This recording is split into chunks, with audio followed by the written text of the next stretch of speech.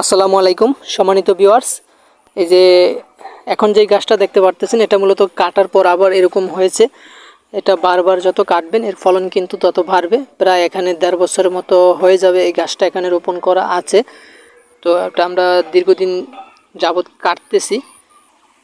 এই পিছনের অংশ কেটেছি এবং সামনের অংশ আবার গাছটা পরিপক্ক আছে। তো আপনারা যারা জমিতে চাষ করবেন, সারা বছর ঘাস খাওয়াতে চান, আপনারা চাইলে এই ইন্দোনেশিয়ান স্মার্ট নেপিয়ার গাছটা চাষ করতে পারেন। এটা মূলত সারা বছর কেটে খাওয়ানো যায়।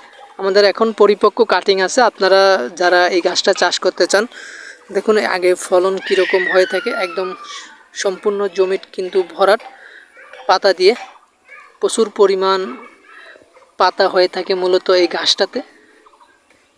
আর কাটার পরও কিন্তু হয়ে থাকে, সে দৃশ্যটাও দেখালাম যে এখানে কাটার পরেও হয়ে থাকে দেখুন।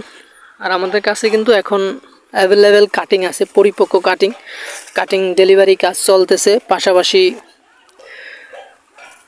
আরও অর্ডার আসছে। তো আপনারা চাইলে এখন এই ঘাসের কাটিংগুলো সংগ্রহ করতে পারবেন। দেখুন আজকে এখান থেকে এতটুকু অংশ কাটা হয়েছে। প্রতিনিয়তই আমাদের কম বেশি অর্ডার থেকে।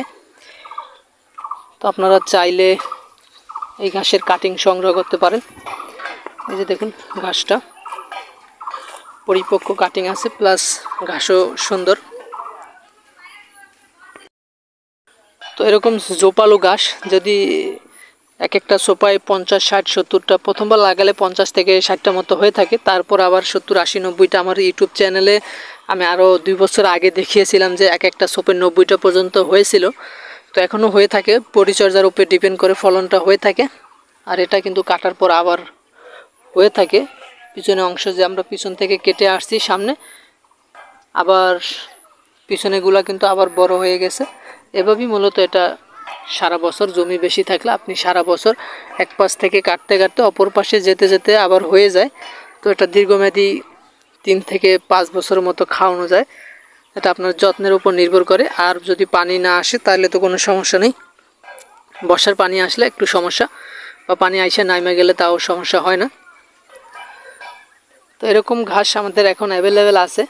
আপনারা চাইলে আমাদের কাছ থেকে smart Napier, Zara one, Taiwan hybrid, Guatemala এসব ঘাসের কাটিং সংগ্রহ করতে পারবেন। অ্যাভেলেবেল আমাদের কাছে এখন আছে।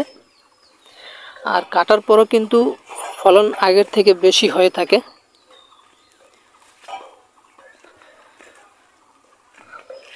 দেখুন এটা আবার ছোট, এটা হচ্ছে। আর পিছনের অংশগুলো কিন্তু মোটামুটি আবার এখন চাইলে কেটে ছাগলকে খাওয়ানো যাবে। ছাগলকে অল্প বয়সী খাওয়ানো যায়, গরুকে খাওয়ালে একটু বড় করা লাগে। এখন যে পরিমাণ আছে এটা চাইলে অ্যাভেলেবেল ছাগলকে খাওয়ানোর উপযুক্ত।